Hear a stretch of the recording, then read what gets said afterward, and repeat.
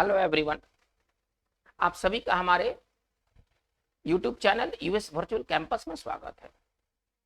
मैं उदय शंकर आज आपके लिए लेकर आया हूं भारतीय कला और संस्कृति पर एक वीडियो। ये वीडियो आपके आगे आने वाले एग्जाम्स के लिए काफी मददगार साबित होने वाला है। जैसे कि आप जानते हैं कि पिछले कुछ वर्षों में कला और संस्कृति से जुड़े हुए प्रश्नों की संख्या बढ़ी हुई है। वो चाहे एग्जाम एसएससी का हो, रेलवे का हो, डिफेंस रिलेटेड एग्जाम हो, ठीक है ना, स्टेट पीसीएस हो या और भी कोई एग्जाम्स हो जिसमें कि समान अध्ययन एक पेपर है, उसमें कला और संस्कृति से रिलेटेड सवालों की संख्या बढ़ी हुई है। आज हमारा ये कला और संस्कृति पर है पार्ट ए है। इसके बाद भी आगे के दिनों में पार्ट आपको देखने को मिलेंगे, पार्ट बी, सी इत्यादि। आज के इस वीडियो सेशन में हम लोग कला संस्कृति टॉपिक जो लेके चले हैं, इसमें बात करेंगे मंदिर को लेकर के। हमारा जो मूल जो टॉपिक होगा वो टेम्पल होगा। आज हम लोग टेम्पल से रिलेटेड चीजों पर बात करेंगे। भारत में मंदिर का शुरुआत कैसे हुआ, भारत में मंदिर के लिए कौन कौन से शैली अपनाई गई, कौन से मंदिर कहां पर स्थित हुए, उनको बनाने वाला राजा कौन थे। तो ज्यादातर प्रश्न यही आता है कि पर्टिकुलर मंदिर कहां पर स्थित है, पर्टिकुलर मंदिर का निर्माणकर्ता कौन है, किस वंश के राजा ने इस मंदिर का निर्माण कराया था, है ना, ये मंदिर जो है वो किस देवता को समर्पित है। तो ज्यादातर सवाल इसी के आसपास घूमते रहते हैं और हमारा वीडियो सेशन भी इन्हीं चीजों पर आधारित होने वाला है।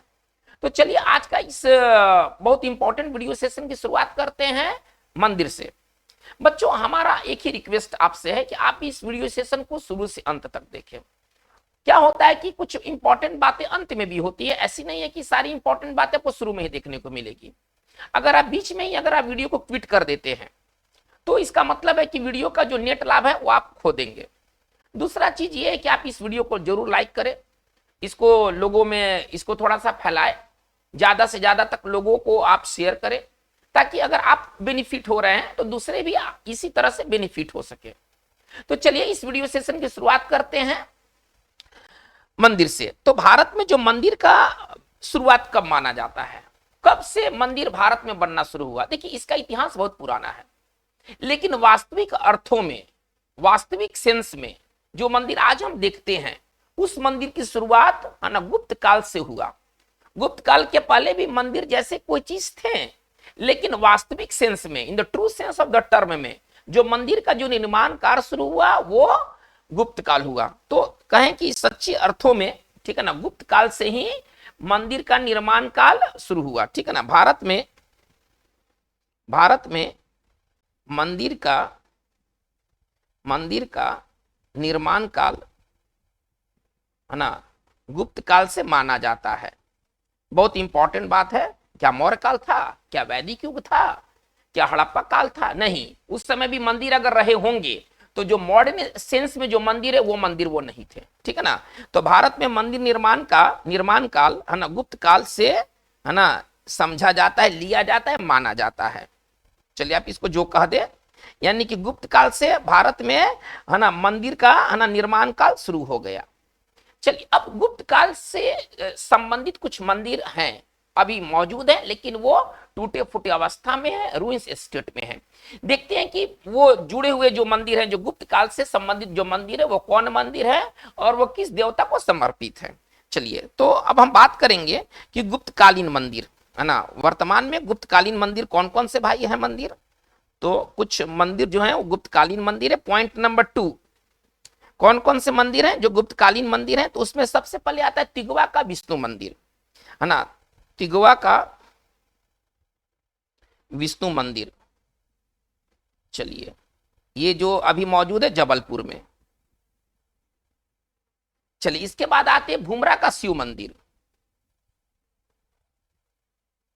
भूमरा का शिव मंदिर, ठीक है ना, ये आता है सतना में। चलिए, इसके बाद आता है नचना कुठार का पार्वती मंदिर। ये पार्वती मंदिर से रिलेटेड सवाल कई बार पूछे गए हैं। पार्वती मंदिर, नचना कुठार का मंदिर किस देवी को समर्पित है? तो वह है माता पार्वती को। तो नचना कुठार का पार्वती मंदिर, ये सभी गुप्तकालीन मंदिर है ना, जो कि वर्तमान समय में है पन्ना में। यूं कहें तो ये तीनों जो है ना वो मध्य प्रदेश में है। ये जो तीनों है ना ये मध्य प्रदेश में है, ये मंदिर है। दो यूपी में भी मंदिर हैं गुप्तकालीन मंदिर, उसमें एक भीतर गांव का मंदिर जो कि कानपुर जिला में है, ठीक है ना, भीतर गांव का मंदिर, ठीक है ना, जो कि है कानपुर में, ठीक है ना, ये भगवान जगन्नाथ को समर्पित है ना, भगवान विष्णु को समर्पित है। और इसके बाद है देवगढ़ का दशावतार मंदिर जो कि फेमस मंदिर है, ठीक है ना, देवगढ़ का दशावतार मंदिर, ये गुप्तकालीन मंदिर है, ठीक है ना, ये गुप्तकालीन मंदिर है। और ये दोनों जो है ना ये उत्तर प्रदेश में है, ये जो दोनों है ना ये मंदिर ये उत्तर प्रदेश में है। हालांकि ये मंदिर आज रुइन अवस्था में है, लेकिन इनका हिस्टोरिकल महत्व है। चलिए भारत में हम आगे की बात लेके चलते, पॉइंट नंबर थर्ड। अब हम देखते हैं कि पॉइंट नंबर हमारा थर्ड क्या है। भारत में मंदिर निर्माण के 3 शैलियां प्रचलित थी, ठीक है ना, 3 शैली में भारत भर के अंदर मंदिर का निर्माण हुआ है। तो मंदिर निर्माण की शैलियां कौन कौन सी हैं? मंदिर निर्माण की शैली कौन कौन सी है भाई? तो एक जो है वो नागर शैली है, पहला जो है वो नागर शैली है, आप ऐसे समझे। नागर शैली का जो विकास हुआ ये उत्तर भारत में हुआ, नागर शैली का जो विकास हुआ ये उत्तर भारत में हुआ, यानी कि उत्तर भारत की अधिकांश मंदिर जो है वो नागर शैली में बनाई गई। इसके बाद है द्रविड़ शैली, इसके बाद है द्रविड़ शैली। चलिए इसका जो ज्यादातर इसका जो प्रभाव रहा वो दक्षिण भारत में रहा, दक्षिण भारत में रहा। और जो तीसरा है ना उसको कहते हैं बेसर शैली, इसको कहते हैं ना बेसर शैली, जो कि नागर शैली और द्रविड़ शैली का मिला जुला रूप था। और इसका जो प्रभाव क्षेत्र रहा वो दक्कन क्षेत्र रहा, मध्य भारत, दक्कन क्षेत्र आप इसको समझिए। तो उत्तर भारत में नागर शैली प्रमुख शैली रहा मंदिर निर्माण का, दक्षिण भारत में द्रविड़ शैली प्रमुख शैली रहा मंदिर निर्माण का, और ये जो बेसर शैली है वो नागर शैली और द्रविड़ शैली का वो मिक्स्ड रूप है ना। चलिए यह शैली नागर और द्रविड़ का, नागर शैली और प्लस द्रविड़ शैली का मिश्रित रूप है।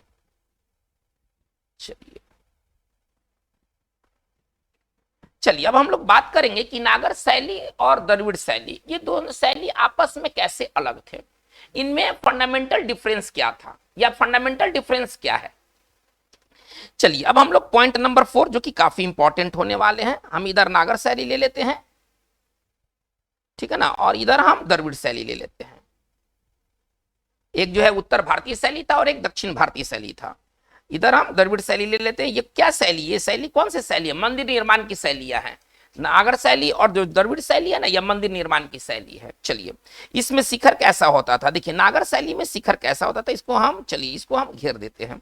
नागर शैली में जो शिखर होता था है ना, जो मंदिर का जो शिखर होता था ये गोलाकार होता था। चलिए ये जो शिखर होता था वो कैसा होता था? गोलाकार होता था। इनका शिखर कैसा होता था? द्रविड़ शैली में शिखर कैसा होता था? तो पिरामिड नुमा होता था, ठीक है ना, जैसा पिरामिड देखने में लगता है उस तरह से इनका पिरामिड की तरह इसका शिखर होता था, पिरामिड नुमा आप इसको मान के चलिए। चलिए दूसरा बात क्या है कि नागर शैली में है ना, मंदिर में नागर शैली में जो मंदिर बनते थे उसमें तालाब नहीं होते थे, इसमें तालाब जो थे ना वो गायब होते थे, तालाब नहीं थे। जबकि द्रविड़ शैली में जो मंदिर बने उसमें तालाब एक प्रमुख अवयव था, ठीक है ना, तो इसमें तालाब मतलब तालाब होते थे। द्रविड़ शैली में जो मंदिर बनते थे उसमें तालाब होते थे। चलिए नागर शैली में चार दीवारी नहीं होती थी, नागर शैली जो था ना ओपन शैली मतलब ओपन मंदिर होते थे। नागर शैली में जो मंदिर जो बनाए जाते थे वो ओपन होते थे, चार दीवारी से वो घिरे नहीं होते थे। तो चलिए इसमें चार दीवारी की जो बात है, चार दीवारी की जो बात है तो चार दीवारी एब्सेंट होता था, चार दीवारी नहीं होता था। जबकि द्रविड़ शैली में जो मंदिर निर्मित होते थे इसमें चार दीवारी इंपॉर्टेंट है ना, इंपॉर्टेंट कंपोनेंट था, तो इसमें चार दीवारी होता था। आप सरल भाषा में समझे, इसमें चार दीवारी होता था। चलिए एक इंपॉर्टेंट बात आप ऐसे समझे कि जो नागर शैली में जो मंदिर बनते थे वो तीन भागों में है ना, वो थ्री वर्टिकल भागों में वो बटे होते थे। इसमें थ्री है ना, तीन आप ऐसे समझिए, तीन ऊर्ध्वाधर वर्टिकल, ठीक है ना, तीन ऊर्ध्वाधर भाग में मंदिर होता था। मंदिर जो होता था वो तीन ऊर्ध्वाधर भाग में होता था, तीन ऊर्ध्वाधर भाग में मंदिर होता था, आप ऐसे समझें। ठीक है ना। नागर शैली में जो मंदिर बनता था वो 3 ऊर्ध्वाधर भाग में बनता था, और क्या कहते हैं कि द्रविड़ शैली में 6 ऊर्ध्वाधर भाग, ठीक है ना। इसमें जो 6 है ऊर्ध्वाधर, ठीक है ना, वर्टिकल, ऊर्ध्वाधर का मतलब वर्टिकल समझे, 6 ऊर्ध्वाधर भाग में मंदिर होते थे, मंदिर होते थे। चलिए, तो ये जो थी वो नागर शैली और द्रविड़ शैली के बीच का अंतर है। चलिए हम लोग बात को आगे लेके चलते थे। देखिए, द्रविड़ शैली में एक गोपुरम भी होता था, जो कि नागर शैली में ऐसा नहीं होता था। गोपुरम क्या होता था वो मैं आपको समझाना चाहता हूं। देखिए, हमारा जो पॉइंट होगा वो पॉइंट नंबर 5 होगा। गोपुरम क्या होता था, पहले हम लोग गोपुरम को समझते, कुछ टर्म को समझते हैं। ये बहुत इंपॉर्टेंट टर्म है, ठीक है ना। द्रविड़ शैली में जो मंदिर जो निर्मित होते थे उसमें गोपुरम भी होता। तो गोपुरम क्या होता था कि इंट्रेंस पर, मंदिर के प्रवेश द्वार पर एक मीनार जैसा एक स्ट्रक्चर बनाया जाता था, कि मीनार की तरह, विशाल मीनार की तरह स्ट्रक्चर बनाया जाता था, जिसको है ना मंदिर की भाषा में गोपुरम कहा जाता था। तो चलिए, द्रविड़ शैली में ये, द्रविड़ शैली में ही ये मिलता था। नागर शैली में गोपुरम नाम का कोई चीज नहीं था। तो द्रविड़ शैली में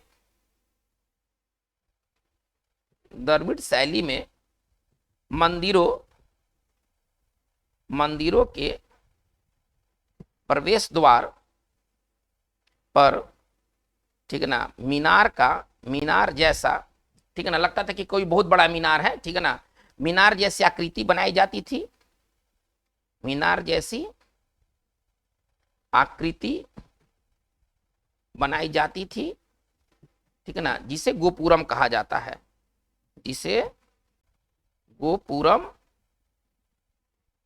कहा जाता है। चलिए, तो गोपुरम क्या है ये बात क्लियर हो गया। तो मंदिर का प्रवेश द्वार पर मीनार जैसी जो आकृति बनती थी वो गोपुरम बनती थी। ये जो चीज थी ये नागर शैली के बने मंदिर में ये मौजूद नहीं होते थे।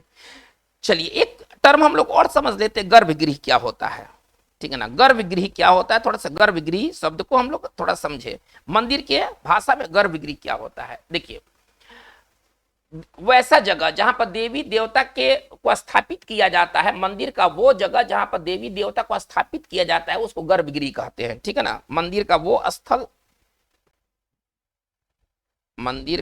स्थल जहां देवी देवता, ठीक है ना, स्थापित किए जाते हैं, ठीक है ना, गर्भगृह कहलाता है, गर्भगृह, ठीक है ना, कहलाता है। मंदिर का वो भाग जो कि जहां पर देवी देवता स्थित होते हैं, स्थापित किए जाते हैं, उस जगह को गर्भगृह कहते हैं। चलिए बच्चों, अब हम लोग आगे बात को लेके चलते हैं कि भारत में नागर शैली में कौन कौन से प्रमुख मंदिर बने। वैसे तो मंदिरों की संख्या भारत में असंख्य है, इसकी संख्या गिनी नहीं जा सकती है, लेकिन प्रमुख मंदिर वो कौन कौन थे जिन्हें नागर शैली में बनाई गई। चलिए, तो नागर शैली में निर्मित मंदिर को देखते हैं।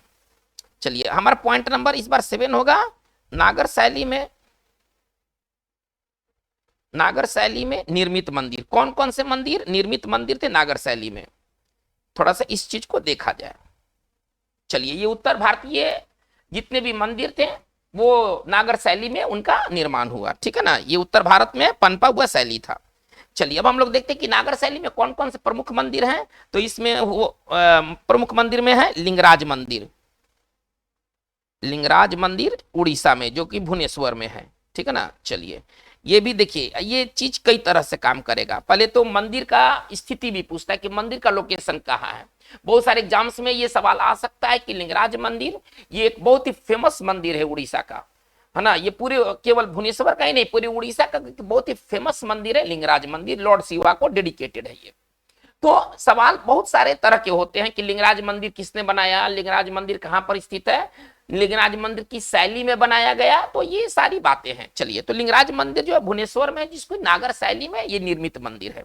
हम देखते हैं कि और कौन कौन से मंदिर हैं जो कि नागर शैली में बनाए गए हैं। सूर्य मंदिर, चलिए, इसके बाद है सूर्य मंदिर, ठीक है ना, कोणार्क का, है ना, कोणार्क भी उड़ीसा में है, आप ऐसे समझे। चलिए, इसके बाद है मोढेरा का सूर्य मंदिर जो कि गुजरात में है, ठीक है ना। चलिए, इसके बाद है सूर्य मंदिर मोढेरा, एक और सूर्य मंदिर है जो कि नागर शैली में बना हुआ है, सूर्य मंदिर, है ना, मोढेरा। और मोढेरा ये जो जगह है ना, ये गुजरात में है, ये गुजरात में है। चलिए, ये सारे मंदिर जो है ना वो नागर शैली में निर्मित मंदिर है। हम आगे बात को लेते हैं, और भी कुछ मंदिर है। कंदरिया महादेव मंदिर बहुत फेमस मंदिर है, कंदरिया महादेव मंदिर, ठीक है ना, जो कि खजुराहो में है, जो कि खजुराहो में है। चलिए, अरे खजुराहो कहाँ है? तो खजुराहो जो है वो एमपी में है, मध्य प्रदेश में है। चलिए, सारी बात हमें जानकारी में लेना है। इसके बाद आते हैं हम दिलवाड़ा जैन मंदिर। दिलवाड़ा का मंदिर पूछा जाता है कि दिलवाड़ा का जो मंदिर है माउंट आबू में, वो किस धर्म से जुड़ा हुआ है? तो वह जैन धर्म से जुड़ा हुआ है। चलिए, तो दिलवाड़ा का जैन मंदिर, और ये दिलवाड़ा का जैन मंदिर कहां पर है भाई? तो यह माउंट आबू में। चलिए, तो कहने का तात्पर्य है कि ये सारे जो मंदिर हैं ये नागर शैली में निर्मित मंदिर हैं। चलिए, अब हम लोग बात करेंगे, ये तो नागर शैली वाली बात हो गई कि नागर शैली में निर्मित मंदिर, प्रमुख मंदिर में कौन कौन है? तो लिंगराज मंदिर भुवनेश्वर, सूर्य मंदिर कोणार्क, फिर एक सूर्य मंदिर है मोढेरा गुजरात में। चलिए, इसके बाद एक कंदरिया महादेव मंदिर खजुराहो में, बहुत इंपॉर्टेंट मंदिर है। खजुराहो में तो बहुत सारे मंदिर हैं, लेकिन उसमें जो बेस्ट जो मंदिर है टेम्पल के रूप में देखा जाता है तो वह कंदरिया महादेव मंदिर। फिर दिलवाड़ा का जैन मंदिर, ये भी काफी इंपॉर्टेंट मंदिर है, माउंट आबू पर स्थित है। चलिए, अब हम लोग देखेंगे कि द्रविड़ शैली में कौन कौन से प्रमुख मंदिर बनाए गए। ये हमारा था नागर शैली। अब हम आते पॉइंट नंबर 8, द्रविड़ शैली। अब हम लोग पॉइंट नंबर 8 में आते हैं, है ना। द्रविड़ शैली में निर्मित मंदिर कौन कौन हुए, थोड़ा सा इसको देखा जाए। चलिए, द्रविड़ शैली में कहां कहां मंदिर बने देखिए। कांची, ये साउथ इंडियन, चूंकि ये साउथ इंडियन ये शैली था ना, तो इसके जो भी मंदिर आपको देखने को मिलेंगे वो तमिलनाडु में देखने को मिलेंगे, वो केरल के हिस्सा में देखने को मिलेंगे, वो आंध्र प्रदेश के कुछ हिस्सों में देखने को मिलेंगे। ज्यादातर इनके जो मंदिर बने हैं, द्रविड़ शैली के ज्यादातर जो मंदिर बने हैं वो तमिलनाडु में बने हुए हैं। तो द्रविड़ शैली जो दक्षिण भारतीय शैली थी, इससे रिलेटेड मंदिर कहां कहां पर, किस किस जगह पर देखने को मिला है? तो चलिए, महाबलीपुरम जगह का नाम है, ठीक है ना। चलिए, कांची, चलिए, इसके बाद लेते हैं वातापी, ये सब जगह का नाम है, ठीक है ना। एहोल, चलिए, इनके मंदिर जो है, ठीक है ना, महाबलीपुरम के मंदिर, कांची के मंदिर, वातापी के मंदिर और एहोल के मंदिर जो हैं वो किस शैली में निर्मित हैं? तो वो द्रविड़ शैली में निर्मित है। इसके अलावा जो देखिए, द्रविड़ शैली का जो बेस्ट मंदिर है, द्रविड़ शैली में जो निर्मित सबसे जो बेस्ट जो टेम्पल है वो है बृहदेश्वर मंदिर तंजौर का, ठीक है ना। इसके बिना द्रविड़ शैली का चर्चा करना अधूरा माना जाएगा। तो बृहदेश्वर मंदिर, ठीक है ना, तंजौर का, ये तंजौर जगह है साउथ इंडिया में, है ना, तमिलनाडु में। ये पूरी तरह से द्रविड़ शैली में निर्मित मंदिर है और ये द्रविड़ शैली का ये बेस्ट स्पेसिमेन है। तो चलिए, द्रविड़ शैली में निर्मित मंदिर कहां कहां पर आपको देखने को मिलेंगे? महाबलीपुरम के जो मंदिर है वो द्रविड़ शैली में है, कांची के जो मंदिर है वो द्रविड़ शैली में है, वातापी और एहोल के जो मंदिर है वो द्रविड़ शैली में है। एक मंदिर का नाम भी लिया गया है जो बृहदेश्वर मंदिर है तंजौर का, ये भी कहां पर है? ये तंजौर में, तमिलनाडु में है, और ये भी पूरी तरह से द्रविड़ शैली में निर्मित मंदिर है। चलिए, अब हम लोग लेते हैं कि बेसर शैली में निर्मित मंदिर कौन कौन से हैं। चलिए, पॉइंट नंबर 9 अब हम बात करेंगे। चलिए, अब हमारा है कि बेसर शैली में निर्मित मंदिर। अब हम देखते हैं कि कौन कौन से हैं। चलिए, इसमें 2 मंदिर बहुत इंपॉर्टेंट है जो कि बेसर शैली में बनाए गए हैं। एक है आपका एलोरा का, है ना, कैलाश टेम्पल, ये जो पूरी तरह से बेसर शैली में निर्मित मंदिर है। बेसर शैली कौन सी शैली है? जिसमें कि नागर शैली और द्रविड़ शैली दोनों का मिश्रण हो, ठीक है ना। चलिए, तो बेसर शैली, इसे चालुक्य शैली भी कहते हैं। एक इंपॉर्टेंट बात मैं बाद में मेंशन करूंगा, पहले तो ये देख लिया जाए कि बेसर शैली में निर्मित मंदिर का नाम क्या है। तो इसमें 2 मंदिर आते हैं, कैलाश मंदिर, एलोरा, एक है कैलाश मंदिर एलोरा, ठीक है ना। चलिए, जो कि बेसर शैली में निर्मित है, और एक है विरूपाक्ष मंदिर पटडक्कल, और एक है विरूपाक्ष मंदिर जो है वो है, ठीक है ना, पदडक्कल। चलिए, तो ये 2 मंदिर जो है ना ये बेसर शैली में निर्मित है। चलिए अब हम बात को लेके ये चलते हैं कि अब भारत में कौन कौन से इंपॉर्टेंट मंदिर हैं, उनका निर्माण किसने किया। अब इन सारी चीजों को हम लोग देखते हैं। पहले एक बहुत इंपॉर्टेंट बातों को हम लोग लेके चलते हैं। नंबर 9, ये हमारा नंबर 9 था। नंबर 10 की ओर आते हैं। बेसर शैली को चालुक्य शैली भी कहा जाता है। नहीं, अभी मैं थोड़ा देर पहले बात किया था। बेसर शैली को, बेसर शैली जो कि मंदिर की निर्माण शैली है, बेसर शैली को चालुक्य शैली भी कहा जाता है। चलिए ये हमारा पॉइंट नंबर 11 में देखिए द्रविड़ शैली के जो शुरुआती जो प्रारंभिक मंदिर थे, ठीक है ना, वो पहाड़ को काट करके बनाए गए थे, ठीक है ना, जिसमें कि प्रमुख मंदिर है आपका है धर्मराज रथ, ठीक है ना, जो कि प्रमुख मंदिर है। चलिए तो सबसे पहले हम लोग बात करते हैं कि द्रविड़ शैली के प्रारंभ में, ठीक है ना, द्रविड़ शैली के प्रारंभिक मंदिर, जो शुरुआती जो मंदिर थे इस शैली में बने हुए प्रारंभिक मंदिर, ठीक है ना, पहाड़ों को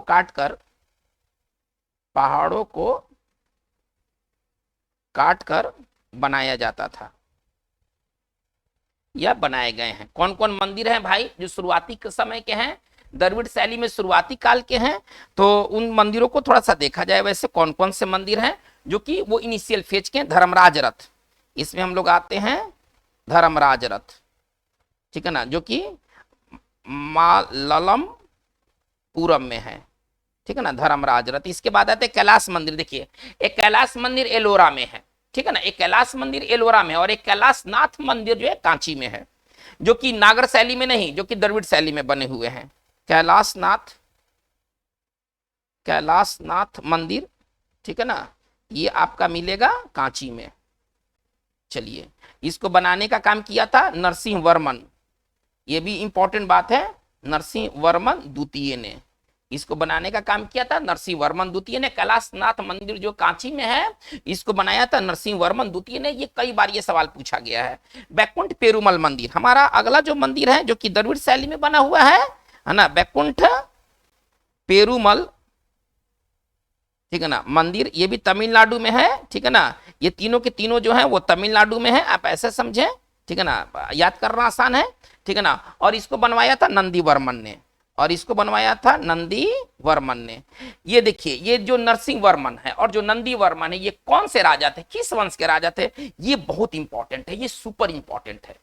भले आप नरसिंह वर्मन द्वितीय याद रखिए या नहीं रखिए, आपको ये पता होना चाहिए कि किस वंश के राजाओं ने, ठीक है ना, शुरुआत में साउथ इंडिया में मंदिर का निर्माण का कार्य किया था। ये थे पल्लव वंश के राजा थे, है ना, ये पल्लव वंश के राजा थे, पल्लव राजा थे इनको कहा जाता है। तो ये इनका जो संबंध है नंदी वर्मन, ठीक है ना, और नरसिंह वर्मन, ये दोनों थे, ये कौन से राजा थे, तो ये पल्लव वंश के राजा थे। इनका जो वंश था वो पल्लव वंश था। में वंश भी याद रखना है कि ये जो राजा थे ये केवल राजा ही नहीं थे, ये किस वंश से जुड़े थे, हमारे दिमाग में ये भी बात होना चाहिए।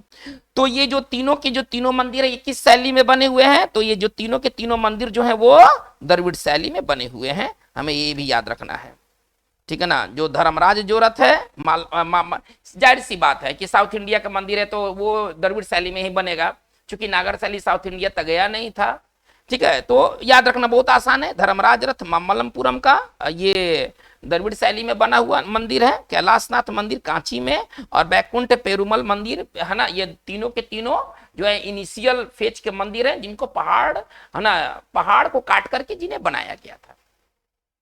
चलिए बच्चों अब हम पॉइंट नंबर आते हैं 12।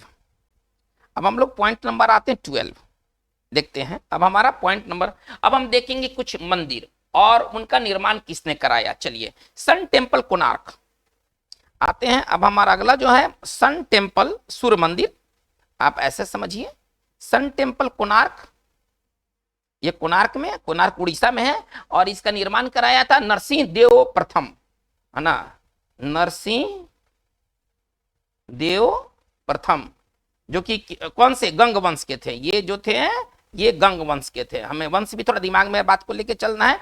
तो कोणार्क का जो सन टेम्पल है किसने निर्माण कराया था, तो उसका निर्माणकर्ता जो थे वो नरसिंह देव प्रथम थे, जो कि गंग वंश के शासक थे। चलिए इसके बाद हम लोग आते हैं, हाँ एक बहुत इंपॉर्टेंट बात, यहीं पर एक बहुत इंपॉर्टेंट बात मैं मेंशन करना चाहूंगा कि ये जो आपका जो सन टेम्पल कोणार्क का है, इसको ब्लैक पैगोडा भी कहते हैं, ठीक है ना। चलिए कोणार्क का सूर्य मंदिर जो कोणार्क का है ना, को ब्लैक पैगोडा है ना भी कहा जाता है, ठीक है ना, इसको ब्लैक पैगोडा भी कहा जाता है। तो चलिए हमारा पॉइंट नंबर था पॉइंट नंबर 12। पॉइंट नंबर 12 में हम लोग कुछ मंदिर देखने जा रहे हैं। इस मंदिर के हम लोग देखेंगे कि इस मंदिर का निर्माण किसने कराया और यह मंदिर अभी वर्तमान समय में है कहाँ। चलिए इसके बाद आते हैं सन टेम्पल मोढेरा, ठीक है ना, सूर्य मंदिर। फिर हम आते हैं अगला सूर्य मंदिर, ठीक है ना, मोढेरा, जो कि गुजरात में है, ठीक है ना। चलिए इसका निर्माण करने वाला था भीमदेव, इसका जो निर्माण करने वाला था वो था भीमदेव, जो कि सोलंकी शासक थे। ये सोलंकी वंश के थे, सबके अपने अपने वंश है, ये सोलंकी वंश के थे। चलिए इसके बाद आते हैं मर्तांड सूर्य मंदिर। देखिए भारत में सूर्य मंदिर कहां कहां पर है ये भी आप सीखेंगे। मर्तांड सूर्य मंदिर, और ये जम्मू कश्मीर में, ये है ना जम्मू कश्मीर में है। मार्तांड सूर्य मंदिर जो ना जम्मू कश्मीर में है, और ललितादित्य ने इसे निर्माण कराया था। इसका निर्माण कराने वाला राजा का नाम था ललितादित्य, ठीक है ना। मुक्तापिंड, ललितादित्य मुक्तापिंड, ये मार्तांड मंदिर जो है वो जम्मू कश्मीर में है। इसके बाद सूर्य नारायण स्वामी मंदिर हम आते हैं। सूर्य नारायण स्वामी मंदिर आते हैं। चलिए ये बहुत इंपॉर्टेंट मंदिर है, ठीक है ना। अरसवल्ली आंध्र प्रदेश में है। ये कहां पर है, अरसवल्ली, ठीक है ना, और ये आंध्र प्रदेश में है। चलिए ये स्टेट भी हमें याद रखना है कि ये पर्टिकुलर जो मंदिर है ये किस स्टेट में है। इसके बाद है दक्षिणार्क सूर्य मंदिर। इसके बाद हमारा अगला है, ये भारत में ये मौजूद अभी सूर्य मंदिर है, ठीक है ना, दक्षिणार्क सूर्य मंदिर, जो कि बिहार के गया में है, चलिए कैलाश टेम्पल, अब हम आते हैं कैलाश मंदिर, एलोरा वाला, कांची वाला नहीं, कैलाश मंदिर, ठीक है ना। चलिए जो एलोरा में कैलाश मंदिर है, ये अपने किस्म का बेस्ट स्पेसिमेन है मंदिर का। जो कैलाश मंदिर जो एलोरा में जो स्थित कैलाश मंदिर है, ठीक है ना। चलिए इसका निर्माण किया था कृष्ण प्रथम, इसका निर्माण जो करवाया था कृष्ण प्रथम, जो कि राष्ट्रकूट ये राजा थे, ये राष्ट्रकूट वंश के थे, है ना। हमें वंश भी याद रखना है कि किस वंश के राजा थे, तो ये राष्ट्रकूट राजा थे कृष्ण प्रथम। चलिए बृहदेश्वर मंदिर बहुत इंपॉर्टेंट मंदिर है ना, साउथ इंडिया में एक बहुत इंपॉर्टेंट मंदिर है बृहदेश्वर मंदिर, तंजौर, ठीक है ना, बृहदेश्वर मंदिर तंजौर, ठीक है ना। इसका निर्माण करता कौन थे, राजा राज, ठीक है ना, राजा राज प्रथम, ठीक है ना। चलिए तो ये जो थे राजा प्रथम जो थे, वो इन्होंने क्या निर्माण कराया था, बृहदेश्वर मंदिर तंजौर का। इसके बाद एरावतेश्वर मंदिर,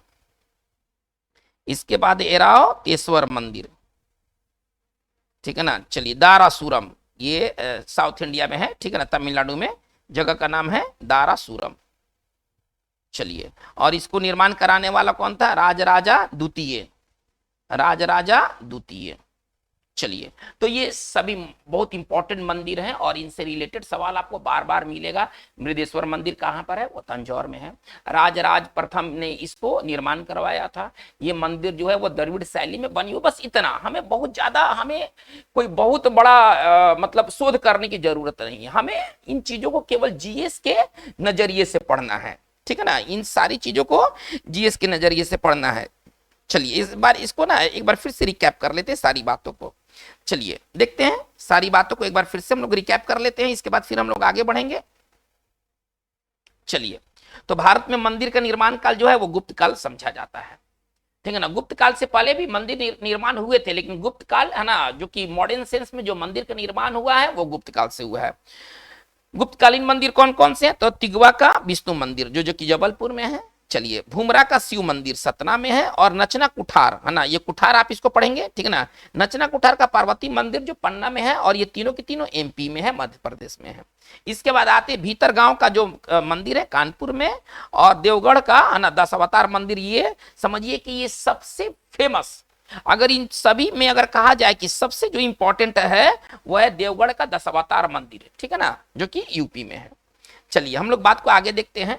मंदिर निर्माण की शैली, किसकी शैली में मंदिरों का निर्माण हुआ? चलिए, तो एक शैली थी नागर शैली जो कि उत्तर भारत में ज्यादा पॉपुलर रही, द्रविड़ शैली दक्षिण भारत में पॉपुलर रही, और जो बेसर शैली है ना, इसका जो मेन जो प्रभाव रहा वो दक्कन क्षेत्र में रहा।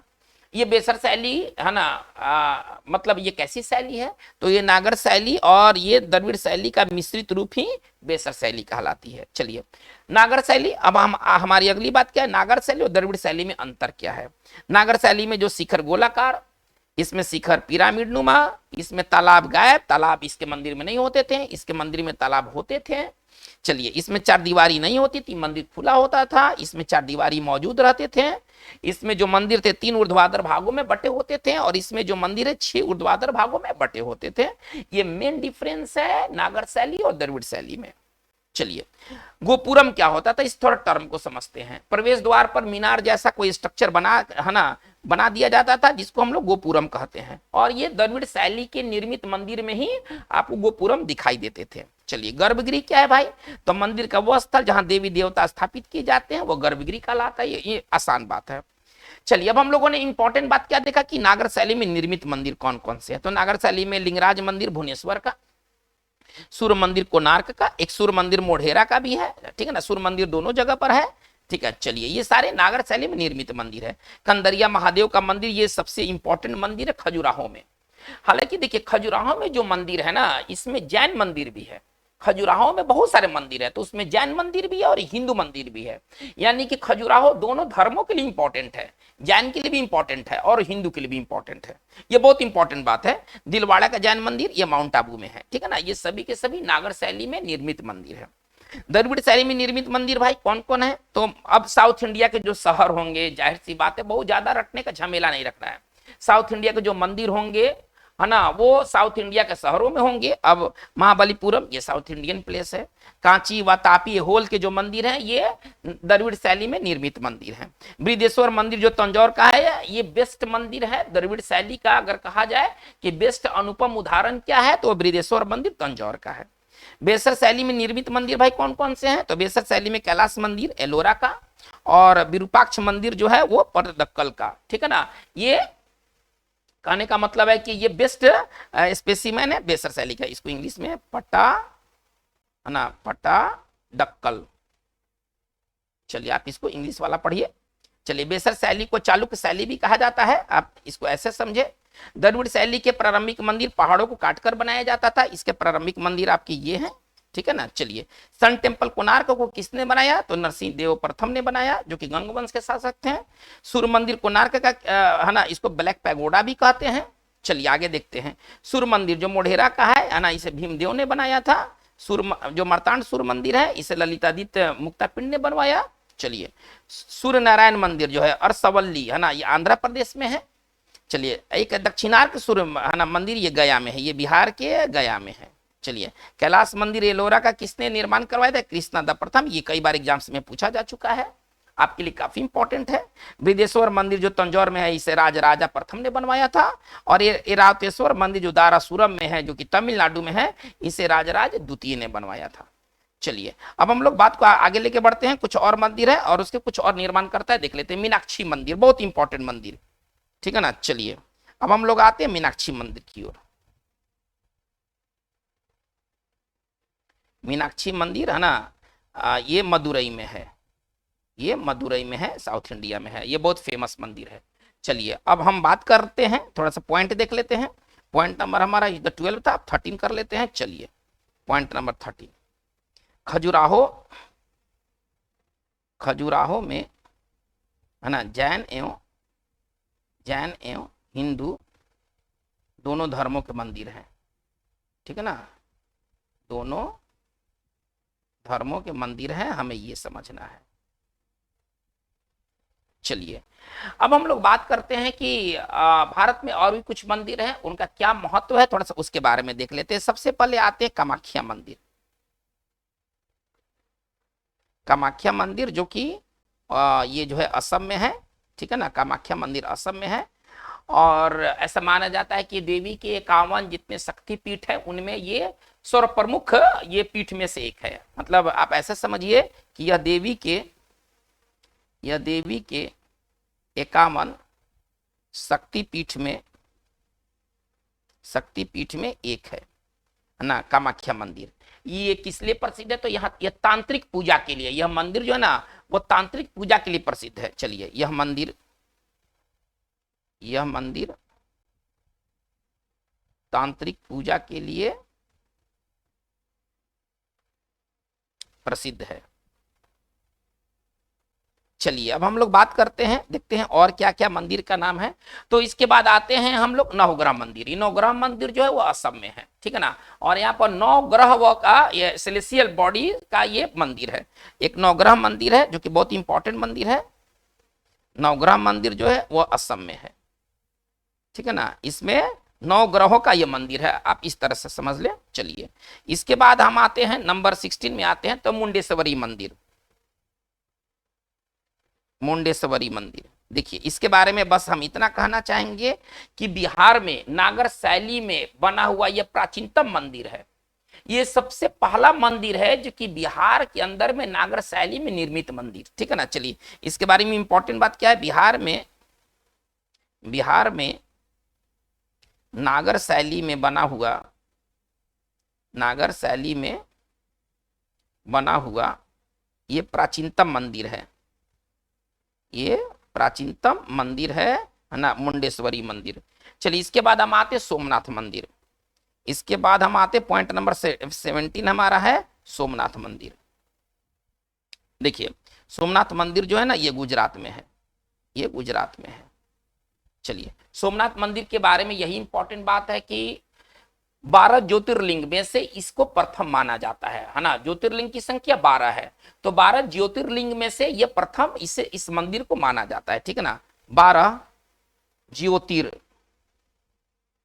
ज्योतिर्लिंग, ठीक है ना, में प्रथम है ना, में प्रथम, ठीक है ना, सोमनाथ के मंदिर को माना जाता है। सोमनाथ के मंदिर को माना जाता है। चलिए ये 12 ज्योतिर्लिंग है, ठीक है ना। उसमें से सोमनाथ का जो मंदिर है गुजरात में है ना, इसको पहला स्थान दिया गया है। नंबर 18 में आते हैं। चलिए अब नंबर 18 में हमारा है भोजशाला मंदिर। देखिए भोजशाला मंदिर किस देवी को समर्पित है? वहां की अधिष्ठात्री देवी कौन है? भोजशाला मंदिर एमपी। चलिए एक इंपॉर्टेंट बात है, भोजशाला मंदिर जो एमपी में है ना, की अधिष्ठात्री देवी की अधिष्ठात्री